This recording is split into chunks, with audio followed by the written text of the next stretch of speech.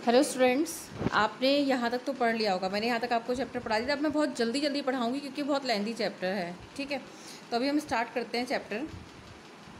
इसमें क्या है, it would be best if he could be quietly killed. उसने बोला कि जो है यहाँ पे जनरल की उसकी बात हो रही। जनरल ने कहा कि मैं किसी को भेज करके उसको मरवा दूंगा। ठीक है, तो उन्होंने बोला कि ठीक है, आप मुझे कोई प्रॉब्लम नहीं है सर्टेनली। और उसने बोला मेरे पास असिस्टेंस मतलब होता है जो लोग जो है राजा या पॉलिटिक्स के लिए या मतलब मंत्रियों के लिए अपने नेशन के कोई अफेयर होता है तो उसके लिए वो लोग रखे जाते हैं, उनको किल करने के लिए, दूसरे लोगों को किल करने के लिए कि वो हार्म कर सकता है, वो होते हैं। जनरल ने कहा ठीक है, they are very trick, they know the trick of inward bleeding. वो उन्हें पता है कि ब्लीडिंग इनवार्ड ही होगी, अंदर की साइड होगी, और आप कहोगे तो मैं बॉडी भी रिमूव करवा दूंगा। सदाओ ने कहा ठीक है, perhaps it would be best excellency. उन्होंने बोला ठीक है, शायद ये ठीक रहेगा। वो जनरल के पास से आ गया वहाँ से।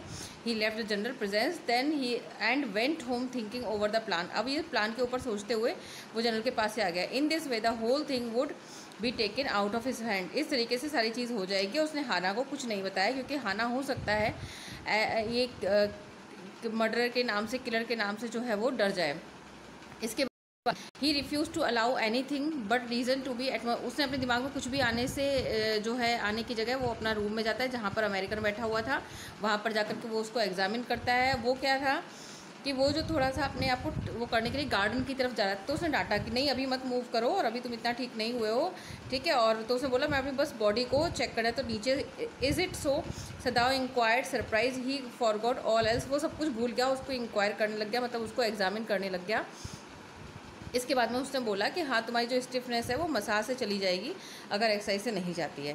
It won't bother me. उसने बोला ये जो है स्टिफनेस ये मुझे बॉदर नहीं करती है। उस तरीके से करके वो जो है टॉम जो है, जो अमेरिकन पर्सन है, वो सदाओ को थैंक्स करता है। लेकिन सदाओ जो है वो कह रहा है कि देखो मुझे कोई प्रॉब्लम नहीं है, पर है सदाओ से difficulty and now I think you had better go back to bed. और उसे कहता है तुम वापस जाओ, ठीक है, बेड पर जाओ। और जो है उसे बोलता है, मतलब देखो इसमें एक बहुत इंपॉर्टेंट लाइन है, I guess of if all the Japs were like you they would not have been war. अब तो वॉर नहीं होती। ठीक है, और वो उसको ठीक करने के लिए थैंक भी कहता है। और ये भी कहता है कि if I hadn't met a Jap like you, मैं जो है ठीक नहीं होता, मैं आज जिंदा ही नहीं होता। उसने बोला हाँ ठीक है, हो सकता है, लेकिन अभी तुम जाओ यहाँ से अंदर जाओ। ठीक है, गुड नाइट कहकर वो चले जाते हैं। सदाओ उस दिन स्लैप्ड बैडली दैट नाइट। बहुत मुश्किल से सोया क्योंकि उसे पता था रात को क्या होने वाला है। रात को बहुत सारी आवाज़ें हुई। He heard the rustling of foot step की आवाज़ हुई। ट्विग ब्रोकन, जैसे कुछ टहनियाँ टूट रही हैं, stone displayed in the ground, तो इस तरह आवाज़ हुई। नेक्स्ट मॉर्निंग वो उठता है तो वो देखता है, वो अपनी वाइफ से कहता है मैं पहले जाके देखूंगा। ठीक है, तो वो पहले जाता है वहाँ पर। Go first into the guest room if the American were gone. तो देखना चाहता है कि अमेरिकन चला गया कि नहीं, लेकिन वहाँ पे अमेरिकन था। ठीक है, hope in the door he saw at once that there one on the pillow. और उसके शैगी से जो कर्ली हेयर थे ब्राउन ब्राउन से, वो उसको दिख गए। ठीक है, वो उसने बोला आकर के हाना को कि वो सो रहा है। तो हाना ने उससे पूछा कि अब इसका आगे क्या करना है, बट रिसेंट, तो उसने बोला कि एक दो दिन में मैं इसका कुछ करता हूँ, आई प्रॉमिस। ठीक है, and but certainly he thought the second night. अब फर्स्ट नाइट तो बच गया, ये सेकेंड नाइट उसने सोचा, बट सेकेंड नाइट भी वो उसको मिलता है। ठीक है, but the next morning American was still there. The third night of course it must be the night. उसने सोचा थर्ड नाइट ऐसा कुछ होगा। और थर्ड नाइट क्या होता है, this third night sound of dripping eaves and running spring. Sadao slept a little better but he woke at the sound of a crash. लेकिन वो उठ गया एक क्रैश की आवाज़ सुनकर के। उसकी वाइफ भी उठ गई, बच्चे भी उठ गए।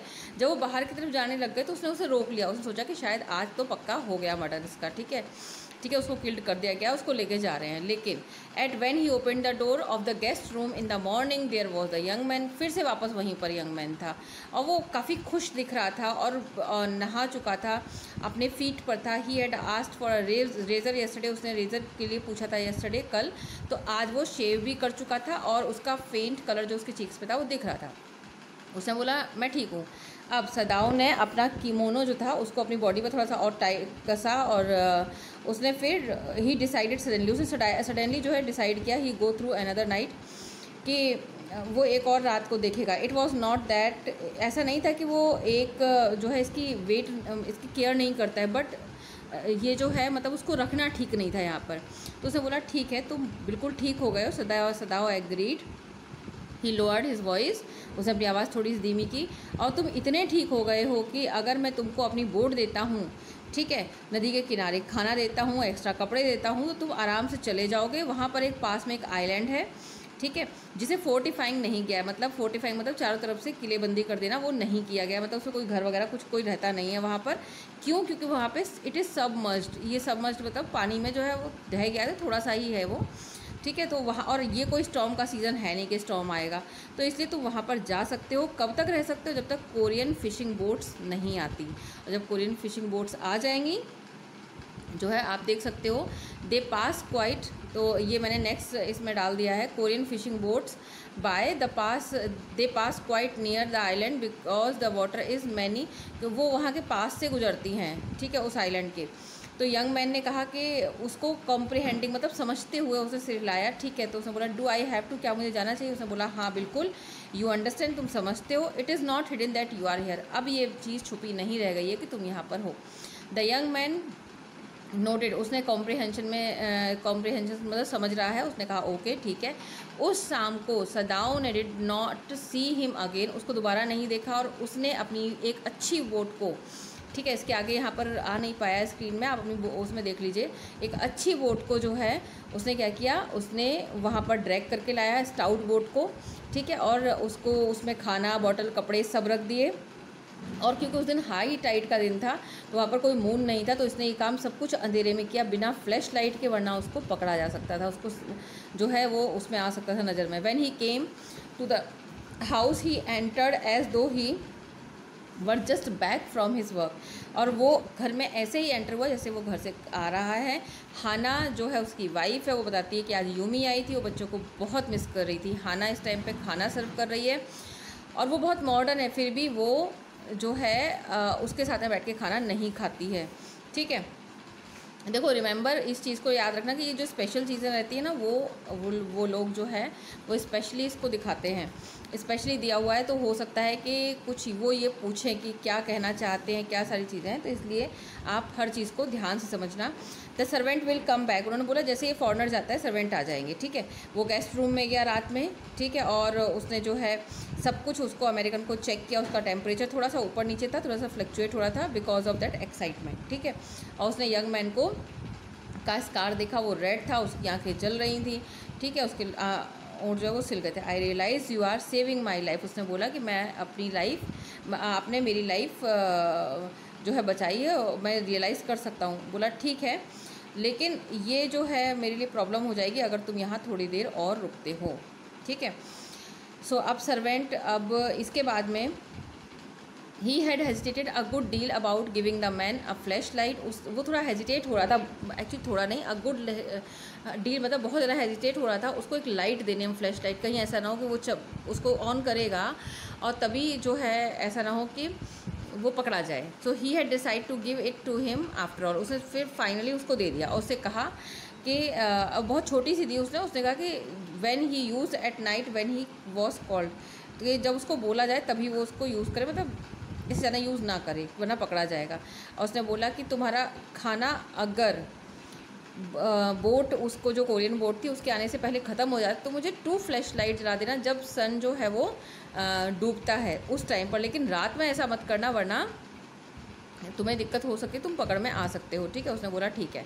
आफ्टर दैट, ठीक है, उसे बिल्कुल जापानीज़ की तरह ड्रेसअप किया गया, और उसको उसके जो कर्ली हेयर थे, ठीक है, उनको जो ब्राउन हेयर थे उनको जो है कपड़े में, काले कपड़े में ढक दिए, ऐसे पकड़ में ना आए। The young American without a word, चुपचाप से उसने सिर हिलाया उसको और वहाँ से चला गया गार्डन से डार्कनेस की तरफ होते हुए, ठीक है। और उसने देखा कि 1-2 बार जो है फ्लैश लाइट हल्की सी जलती है, तो वो उसको देखता है वहाँ पर फ्लैश लाइट को। उसके बाद में उस रात वो अच्छे से सोया। अब ये सीन चेंज हो रहा है, जनरल का घर है, जनरल उससे बात कर रहा है कि वो बच गया है, तो उसने बोला हाँ बच गया है, ठीक है। अब जनरल क्या है, इस बीच की सारी कहानी, जनरल के घर के बीच की कहानी इसके बीच में दी हुई है कि यहाँ पर जनरल जो है उसके गाल ब्लैडर में प्रॉब्लम होने की वजह से उसको ऑपरेट किया गया था, और उसके जो सर्वेंट हैं ये सब लोग आ गए थे, अब वापस आ गए हैं, सब कुछ ठीक हो चुका है। अब ये यहाँ पर पूछता है कि और सर्वेंट ने जो है फूल भी लगा दिए हैं, सब कुछ साफ़ हो चुका है, ठीक है। तो उसने बोला कि अच्छा ये, फिर यहाँ पर देखो यस एक्सीलेंसी ही एस्केप्ड, इसके बीच में यही सब बताया गया है।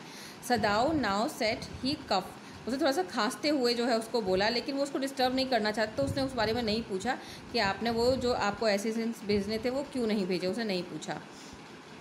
So after that,